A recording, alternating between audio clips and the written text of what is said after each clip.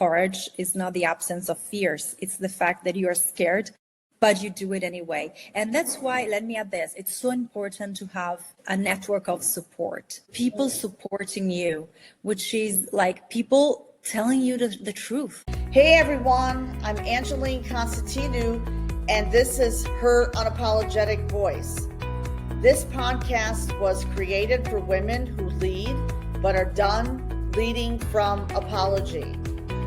Here we have real, unfiltered conversations about boundaries, truth, and confidence. The kind of talks that remind you your voice is not something you find once, it's something you build. Every episode will give you something real to take with you, whether it's a boundary script, a reflection tool, or simply the courage to say what you really mean. So if you're ready to lead from your truth, not from approval, this is your space. Your unapologetic voice starts here. Welcome back to Her Unapologetic Voice podcast, the podcast where we spotlight women who are redefining success, reclaiming their power, and using their voice to create impact in the world. I'm your host, Angeline Constantinou. Today's guest is truly a force of nature in the world of communication. Alice Farella Monti has spent more than 2 decades breaking the traditional rules of communication and rewriting them in bold and innovative ways. With a 16-year legacy in the beauty industry and a current portfolio that spans renewable energy, prop tech innovation, and global startups, Alice has become known as a powerhouse in omni-channel communication, blending digital strategy, social media, influencer marketing, PR, partnerships, and live events to create narratives that truly move people. But what makes her story even more fascinating is what she calls her superpower, Illinearity. And we will talk about that once I bring her on the show. Her journey has taken her across the world, from working on cruise ships, where she mastered the art of negotiation, to living in Mexico City and eventually returning to Italy to build a global career connecting people, ideas, and industries. Like Alice in Wonderland, she has explored many worlds, employed, and her story is a powerful reminder that success is rarely a straight line, and sometimes the most extraordinary paths are the ones that don't follow the rules. So without further ado, welcome Alice to Her Unapologetic Voice. Thank you, Angeline. So when you were telling my story, I was saying like, oh my God, I'm so old. Did I all do this stuff? Yes. I know, right? No, you're young at heart. But yeah, so thank you so much, not just for hosting me, but like was saying before, for creating this new format of yours. I think it's so powerful because we grow on our path as human beings and professionals, but at the same time, we grow by contamination. So listening to other stories, other examples, they maybe break a lot of bias that we women have normally related to career, related to money, related to a lot of things. It's incredible context. So thank you very much for creating the space for us. You're welcome. And I always ask all my guests, what time is it where you are right now? Okay, so I'm in a moment of celebration of Illinearity in my career because, as you mentioned, I've been moving in and out from companies. So from being an employee, then a digital startupper, then back again as an employee, and then again solopreneur. And at the beginning, this was like a weird thing. It was not very common in Italy to do. And now and after some years, I created this word that is Illinearity, which is the opposite. Tell us about that. Which is the opposite of linearity. And I'm in a moment in which actually everybody is telling me, oh my God, this is so me. I can bring to the table new talents. This frees me a lot. So basically, I've studied languages because I am Italian, 100% made in Italy. So buonasera. And I've learned this: if there's not a word to describe something, that thing does not exist because you cannot think about it and you cannot choose it. So when I quit my job to found my digital startup. I was the first digital native skincare brand in Italy. And then I sold my shares. I had many interviews with HRs and headhunters. And at a certain point, many of them told me that my career hadn't had any value because it was not linear. And that was like a punch in the face for me, because I was not really seeing my value, and I was, giving to others the power to state if my career, my path had values or not. So at the time I said, but no, this shouldn't be right. I mean, because of the fact I've been in a company and then I created something for stretch that does not exist, for sure, I'm bringing to the table, marketing speaking, a new unique selling proposition. That's why I invented the word Illinearity, that today has a podcast, mainly in Italian, has a manifesto, we do events, it's a community, but the main message is this, and I'm dedicating my life to it. It's reminding us that the true value of our light was not built during the straight traits, but when the line breaks, onward or upward. And too often we try to fit into definition, or we try, when we tell our story backwards, to say, I went from A to B because of this. I had this linear progress of, consolidating a position in a company. But this is not true, because when you take a decision that led you from A to B, you were not aware of all the reasons. You were not aware of all the risks. And so basically in those moments, so when the line breaks, upward is a success, but maybe downward it's a failure. That moment is the greatest catalyst of the change you have brought to your life, the change you have created in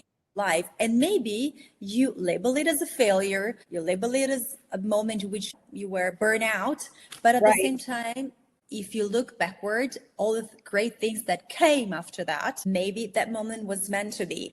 So to celebrate this, I create Illinearity, and to say which moment in my life I'm in now, I'm currently consolidating this, because I see many people calling me for consultancy, like personal branding. So putting together leadership, spirituality, to communicate who you are, maybe because you want to leave a place where you are, but you still cannot see where you want to go.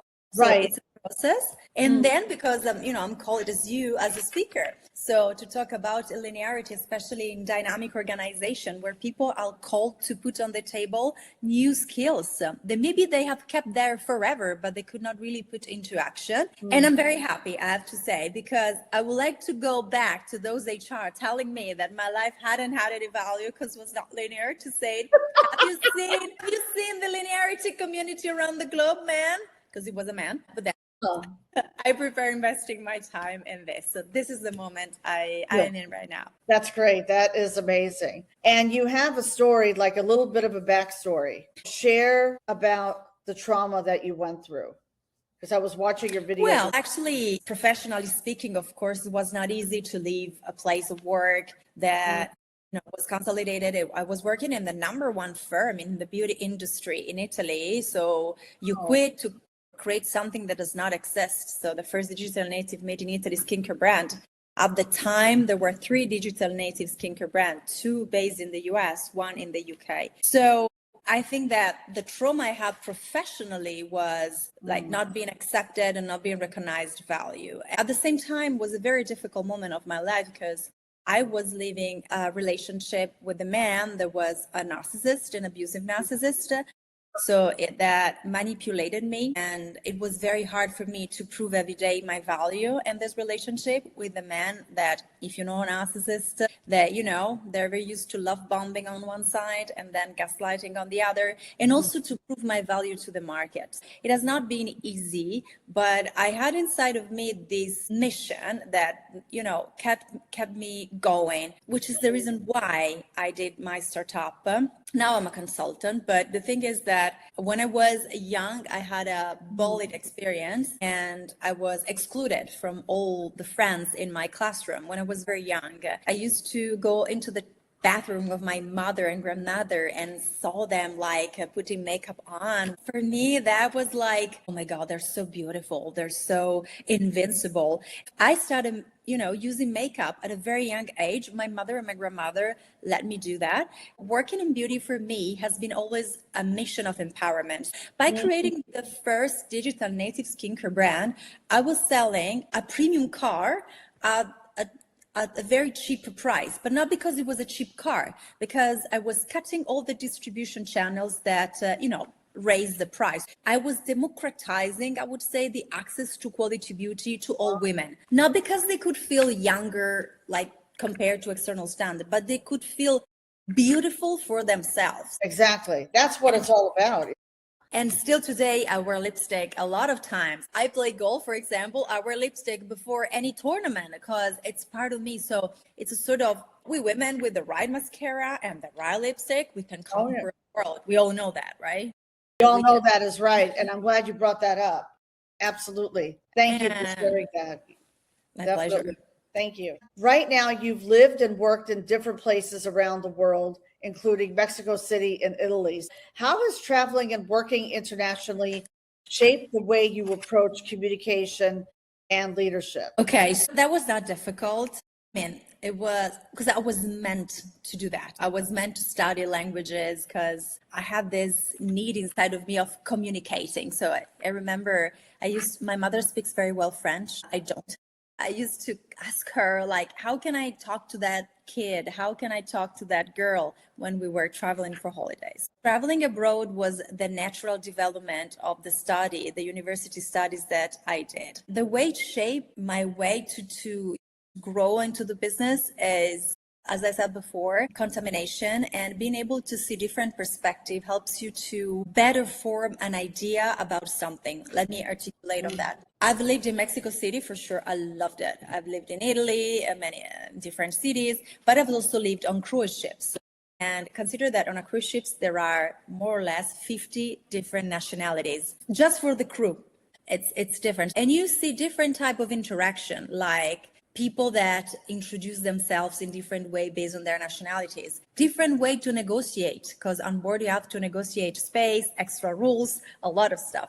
The more you know this, the more you are able to use your brain to build up your perspective on what's going on around you. Either it's a job offer, either it's what's going on in the world. Today we have a lot of information, but this information sometimes just confuses us. So being able to see how different people react to situation helped me to choose better job, negotiate positions, negotiate with clients, and also, let me say today, wisely choose my business partners, because today, if you wrongly choose your business partners or clients, even clients, because we tend to see this in a very very binary exchange. Just give a service and they pay me, and that's true. That's how it works. And then you pay taxes. We have to say that. But on the other hand, there's the mental and emotional cost of dealing with people that do not share your same values. I've seen a lot of professionals, maybe not even with the highest paying client, that they were going crazy because the client felt them underestimated or told them things that were not true, didn't provide full information for making the work. So really understanding who's in front of you as a person before an entrepreneur, a professional, whatever, helps you live a better life. Because today our main resource today is not money, but is time. So the more you spend time with people that are values at work or personally, the richer you are. Absolutely. Definitely. Let's talk about that. Elaborate on that a little bit, because it's important to surround yourself with high-level people. Expand on that a little bit, please. Well, I am a great fan of Anthony Robbins. Me too. I've been to his seminar for the first time when I was 22. And he says this, proximity is power. So literally being physically in the same environment. And let me just add, this can have an extension. So if there's a global community that uses digital tools to stay connected, to listen to stories, it's still valid. But really being physically in the same space with other people, it's so important. And let me share this. I have a rule on this that actually I did not create myself, but I heard it from an entrepreneur, Fabrizio, that lives in Turin. That is this. I think he has invested in more than 30 startups, most of them successful. And he said this, anytime I have to invest in a company or I have to co-found a company, I spend 6 months in knowing the people with whom I would do this. What do I mean?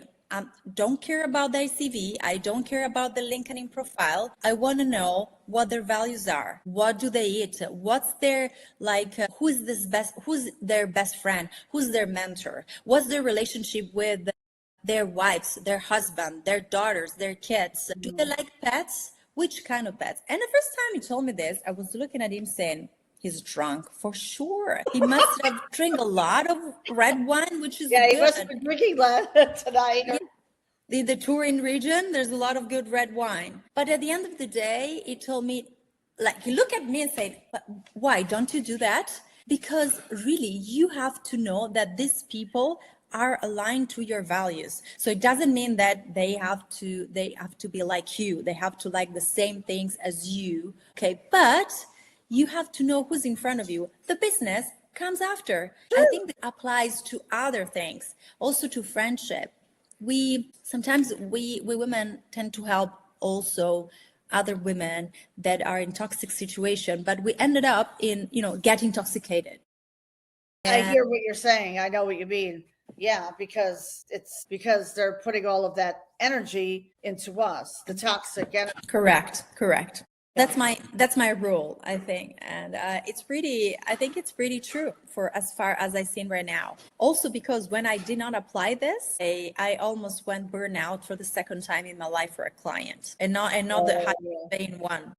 I know that feeling because a few years ago it happened to me, because you're pouring so much into the client because we want change, but then a lot of times they don't want the change. They're resisting, if that makes sense. I actually told her after, I think, the 4th session, I said, we're not fit to work together. Correct. It's not just resisting to change, but sometimes they really do not want the change to happen because they are afraid to put themselves into discussion, which is the base if you want to progress and evolve as a human being or a professionals. Sometimes having someone in front of them like you, that you're on a progress, that you question yourself many times, it's like sometimes for them an unbearable mirror, because you're showing them what they do not want to put into discussion, what they don't want.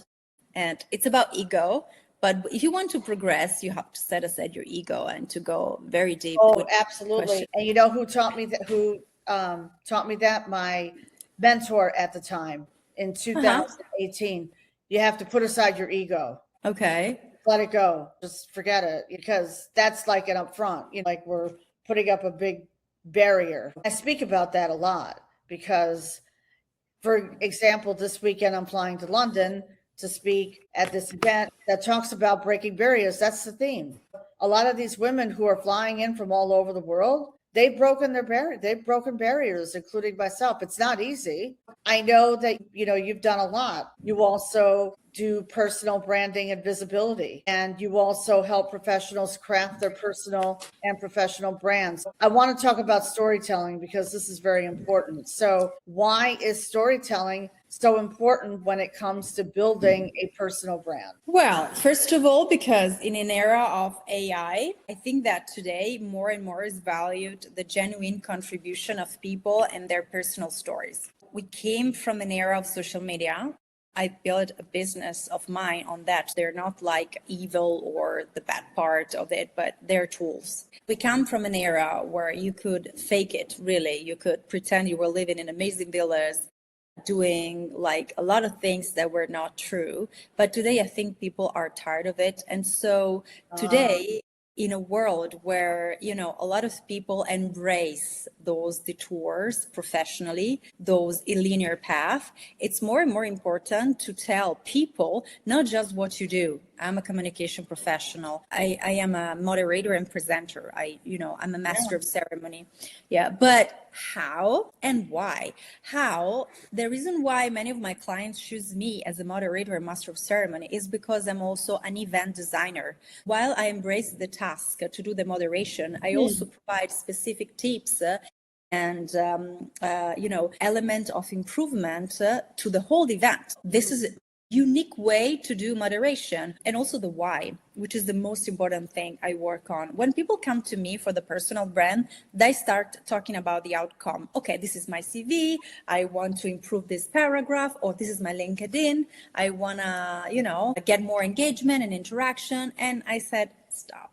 First of all, close your eyes, and then we go through a combination of neurolinguistic programming, spirituality, visualization, meditation. We go to rebuild the main achievements that you have throughout your career, which are made of two things. Technically, what you did, what was your job and your task, but then what was the outcome and why was an achievement to celebrate? How did you feel when you achieved that thing? Because, today I think we should go after things we love, because it's not more the era where you choose a job because you have a longevity in that role. The world changed that fast. That's why you have to do things you love. And so in a world where AI is dominating, having genuine conversation in person or on social media with the right storytelling that basically says what you do, how you do it, why you do it, in some cases with who. That's why it's so important to relate to valuable people, because it's about your reputation, okay? It's incredibly important. I start designing like this identity of these people that is very also liquid and dynamic. Typically, my linear consultancy, as I said, for those people that they want to leave behind something that was good, maybe a corporate career, to embrace something new that they still don't know what it is because they really don't have put fully focus on something. It's like a creation of it. Storytelling follows, but has to be it has to have this kind of foundations. Otherwise, it's pointless. Exactly. And many of the women listening to this podcast, they are rebuilding their identity after difficult life transitions, such as narcissistic abuse, domestic violence, divorce. So what advice would you give to someone who feels unsure about their next chapter? That's so important, because even though you have a narcissistic abuse in your domestic life, this can have an impact on your professional life. Because, for example, if you're changing the sector you're working in, or you just came out from your maternity leave and you want to start again a new career, the way you are approaching the other person, that could be a CEO, an HR manager, could be impacted by the narrative of you as a victim of the narcissist. Okay, so greatest advice I can give is to invest in your empowerment, in your education. That could be listening to podcasts, going to a seminar with different speech, go for a personal grow masterclass. But above all, one of the things that I tend to recommend as an exercise in my mentorship session is build your track record. Because what is a talent? Okay, it's something that you do very well and you love to do. Okay, and so this is the reason why you tend not to give value to it, because you said, okay, this thing, I do it in 5 minutes. But this is about you. So that's why you need others to see your talent, because maybe me, the same thing, I'm able to do it in 4 hours, not 5 minutes. Building your track record based on what are your main achievements, and asking the same questions to the 5 people that they know you most. Questions like, what do you think is the greatest things that I've achieved in my life? What is the most reliable skill that you think I have? Okay, this co-creation of your track record will provide the confidence, okay, to approach business situation and the reshaping of your identity. For just this very basic reason. And I'm on the progress that too, because sometimes I teach these things, but I'm on the progress as well. The reason is because you are fueling your identity with value that is inside you. You are not giving the power to the other state. You have value because people will judge you based on your career, on their career. That HR manager was the HR director of a very famous luxury cosmetic company, told my career hadn't had any value because it was not linear, because his career was linear and he thought he had value, and he got fired 1 year after. But this is another story. He was sent away. No, because sometimes I think as an entrepreneur, oh my God, I should have really, as an entrepreneur, a very skilled HR, because you need to find the talent, you need to find her, you need to take it, and you need to retain it. Because sometimes the thing is that you sometimes cannot retain the talent. To all the women, I will give this advice. And whether it's a mentor, whether it's a coach, whether it's better you have somebody to facilitate you, because sometimes you tend to discard things because you think there are hobbies, or they don't have value because they're things that you love. And so they hadn't have any value because they taught us that work is no pain, no gain. This is not true. Not true. Exactly. Exactly. I love what you said. The best investment that you can make is in yourself. And that's what I did. And that's what you did. Exactly. Right. Yeah. Exactly. Attend seminars. I started even before I got divorced. I remember going to a women's function back in New York, and I was planning to move to upstate New York. So I booked a hotel room for the weekend, and I went up there. I was like, wow, like it opens up a whole new world. And this is, you said the right word, opens, because when you live a manipulative relationship, the manipulators, they can be also professionals. They tend to isolate you. They tend to have you close. You don't have any value. There's no way out. And this is so important. And sometimes it's tough because even though toxic, it's still a comfort zone for you. So stepping out, maybe you're drawn of energies and you take your suitcase, you book a hotel room, you go to a conference, you show up. No, I feel you. I can picture how difficult could have been for you. Yeah, it was, but I just did it. And it was in the winter. It was in February and it was cold. God. It didn't stop me because I had that passion and desires. How does one, like I've coached women too, and they're coming from a place of reclaiming their lives and they want to do things, but they're afraid. Even though they're divorced, they're on their way to being divorced, they're still afraid to go out. It is, and it's fine. In fact, I used to say that courage is not the absence of fears. It's the fact that you are scared, but you do it anyway. And that's why, let me add this, it's so important to have a network of support, people supporting you, which is like people telling you the truth. When I was in this relationship, my best friend looked at me and said, "You're ugly. You see, I mean, you're ugly as a person right now. It's not the Alice I've met before." And it has cost to her to tell me this. But, you know, it's having a network of people, of peer, that tell you the truth, that sometimes can stand your discomfort. Because, you know, I'm a very energetic person. I'm on the stage. I'm always fun. I love your energy on this show. Thank you. Yes. Thank you so much. But what happens that sometimes this becomes a character I'm trapped in, because some people are not ready to see the sad version of Alice. Yes, I cry. There are moments in which I think I've done everything wrong. It happens all the time. Okay, but I start from there with a question. So having people around you that can stand your discomfort without the need to solve your problem, without the need to say, oh, no, don't cry, don't be sad, everything will be fine. No, that's what I mean as a network of support. And this, like, I give you my best example. Surprisingly, for those who know me very well, I'm a very business lady, but and a very straight, clean freak person. I went to Burning Man last summer. That's exactly the face of my mother or my friends. Now, why did I do this experience? As an Italian, for example, I don't drink at all. In fact, that's why Italy kicked me out, basically. I don't drink. I went there for a deep introspective journey with myself. Oh, I went there alone. And you know what? The first days, it was awful because I had to build my own tent. I had to drag water inside. There was a storm. There were floods. There were thunders.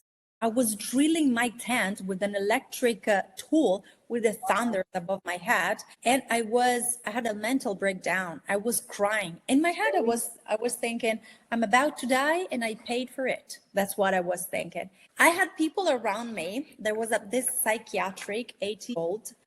Every morning used to ask me, how are you today? And my answer was, for the first days, I'm sad, I'm angry, I'm frustrated, I would like to be elsewhere. You know his reaction? What was his reaction? Okay, do you want a cup of tea? Idiot. He left me in my discomfort totally. I spent 2 days of that in that situation, and then I was rising again. Okay. That's it. To the ashes. Exactly. I took my bicycle. I lived the Burning Man basically during the day. At night, I slept like a baby in my tent with my Oh my with my gosh. bed wrap. Yes, the day I used to take my bike ride, go to see the sunrise, and then sound healing session, and then seminar on longevity, and then yoga, and then journaling in the middle of the desert. And then the third day, really, from my ashes. Having network of support is so important for people that can stand your emotions without the need to try to fix you, and really leaving you in your discomfort. And then, okay, push you with enthusiasm when there's the time. Celebrate your success, okay, as well. Absolutely. Celebrate your success. Nothing grows from your comfort zone. Correct. Nothing. And you rose from the ashes. But that was actually a breakthrough. The fact that you were crying, Yeah, that's a breakthrough. That's actually, you came back and that was your breakthrough. And then you rose up. Right? but you know why? Because in that situation was not, I mean, there was no business, no people around me. I fully expressed my emotions, because sometimes we tend to, no, better I don't cry, because otherwise people see me as weak. Once you fully live your emotion and you ask why am I crying? Why is this thing making me angry? Again, you question yourself.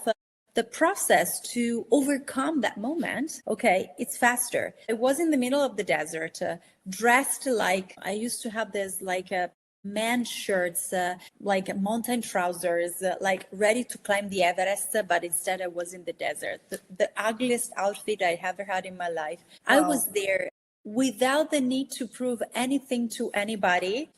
And it was, I would say, easy. Oh my gosh, amazing. This has been such a fascinating conversation. So I just have like some 4 fun questions to ask you. One word that defines your communication style.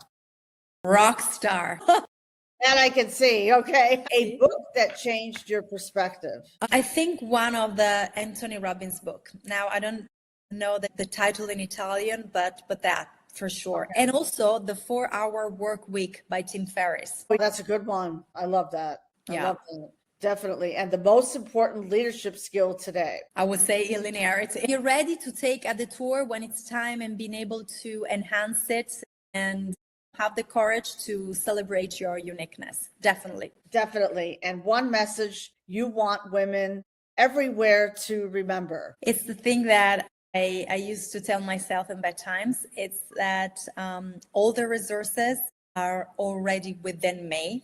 I am here to learn how to use them and to make experience. This is the only reason why I'm on planet Earth. Now, for the listeners who will be listening to the podcast, where can people reach you? Is it LinkedIn? Yeah. Is that the best place? Absolutely. So you will see my name and surname. It's the name of my account on LinkedIn, on Instagram, on TikTok. And if you pass by Milan or Lake Como, drop a message. I will post all the links in the show notes. Okay. So right now, LinkedIn, and I love your name. Thank you. I feel like I'm talking to a movie star, but you're amazing. There's a lot of girl power behind my name, because Monti was the surname of my grandmother, and she has an amazing story of girl power. She went to live downtown when she was young, and she entered in very important families, and she lived the life her own way. She bought a motorcycle, and she started riding a motorcycle in Italy. Love that. I absolutely love that. All right, everyone. So just go to LinkedIn, Alice Farella Monti. The links will be posted in the show notes. Thank you so much, Alice. It's been a fascinating conversation today. And your journey reminds us that success doesn't have to follow a straight line. Sometimes the most powerful careers and the most meaningful lives are built through courage, curiosity, and the willingness to explore new worlds. To everyone listening today, let this conversation be a reminder that your path does not have to look like anyone else's. Your experiences, your voice, and your story are uniquely yours. And when you embrace them fully, incredible things can happen. Alice, thank you so much for joining us on Her Unapologetic Voice. And to our listeners, if this episode resonated with you, please be sure to subscribe, leave a review, and share this conversation with someone who needs to hear it today. This will be live on YouTube very soon at Her Unapologetic Voice podcast. Also, please follow us on Spotify and Apple at Her Unapologetic Voice. And until next time, please keep speaking your truth. Bye, everyone. Bye. Thank you for listening to Her Unapologetic Voice. Every conversation here is meant to help you build confidence from the inside out and find strength in your own words.